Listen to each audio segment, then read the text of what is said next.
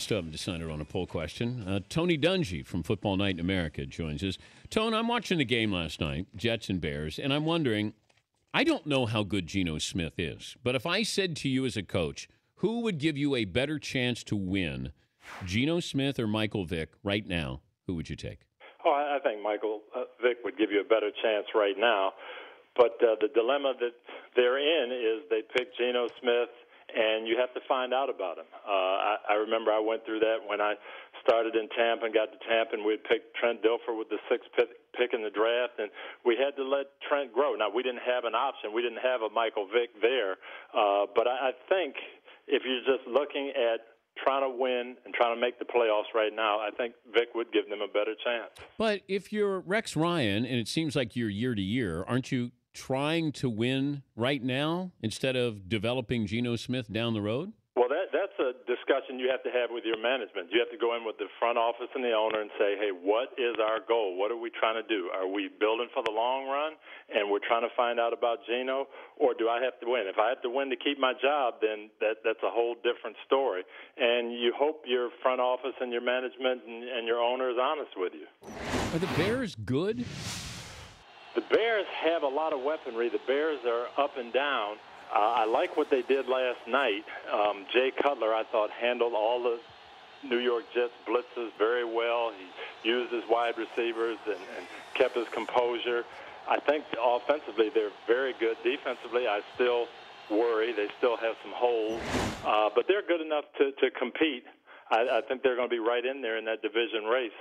The Eagles cornerback Kerry Williams complaining about Chip Kelly, saying that he works the team too hard. Your son played for Chip Kelly at Oregon. Is that a valid claim by Kerry Williams? It's just different, and I don't think it's too hard.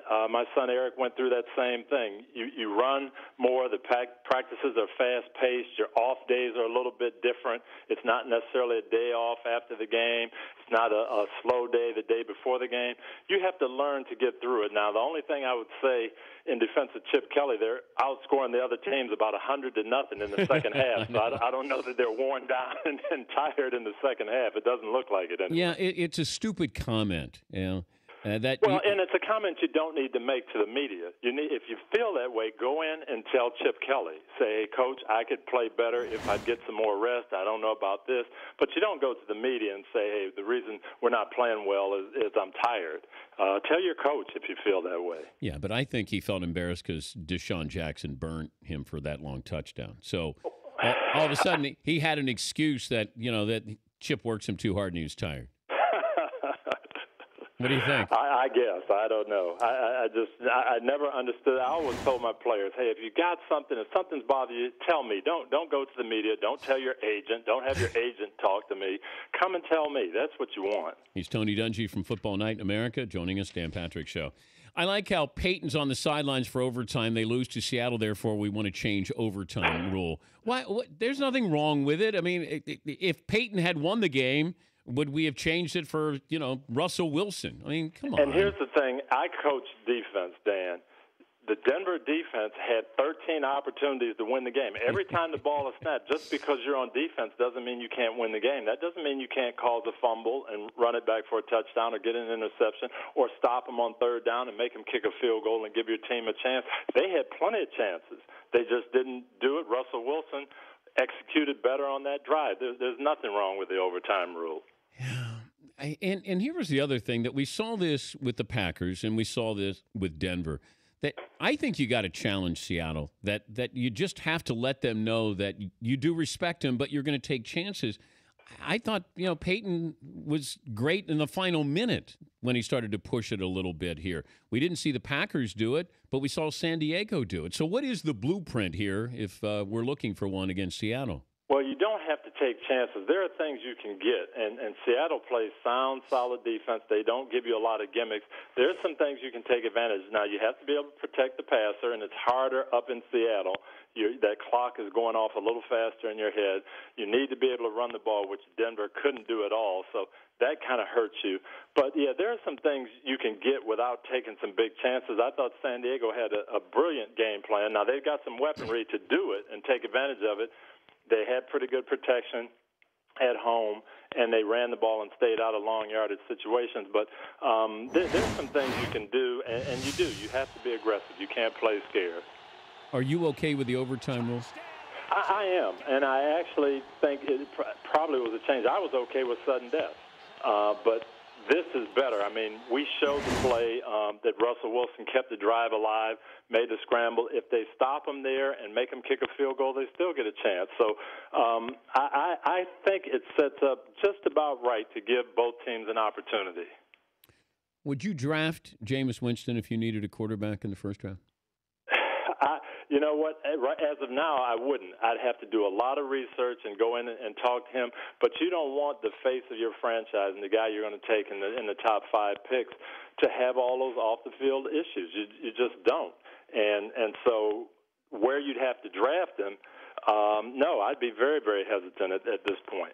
Because you'll have a team that may say, well, we won't take him high, but we'll still take him. We have a problem with him at maybe number 5, but we don't have as much of a problem with him maybe in the second round or late first round. And I think that's what happens, and maybe the money differential is different. You don't have as big an investment. The expectations aren't there, but if he becomes your starting quarterback and those issues aren't resolved, you still have the same problems. You still have the same issues. You have the same thing with Johnny Manziel, whether you took him as the first pick or the 25th pick. So, yeah, to me, as a head coach or a GM, you got to get that resolved. Is this a guy that I can count on? Is this a guy who I want to be the face of our franchise, whether I take him in the first round or the second round? We've got Cowboys Saints Sunday night on NBC, and we've been saying for the last couple of years, if you don't have a great defense and you do have a pretty good running back, maybe you could take a little pressure off the Dallas defense by running the football. So they're running the football with DeMarco Murray. I get the feeling Tony Romo ends up throwing 35 or 40 passes on Sunday night. Why is that? Well, what's going to happen is the New Orleans Saints offense is going to put some pressure on you. They're going to move the ball. They're going to score some points. So you have to be patient. You've got to stick with your game plan and beat them the way your team is capable of winning, and that is running Murray, keeping the score down, keeping the ball, forcing them to put 8 in the box, and then throw your one-on-ones to Dez Bryant. So if they play that way, I think they can beat New Orleans.